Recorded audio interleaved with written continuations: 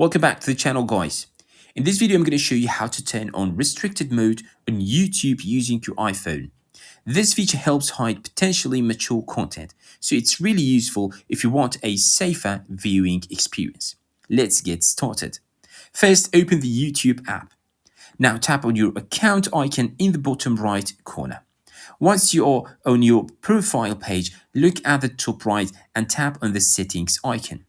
From here, you'll see a list of options. Just tap on General. Now here, you'll find Restricted Mode. You'll also see a short description saying that it helps hide potentially mature videos. But keep in mind, no filter is 100% accurate.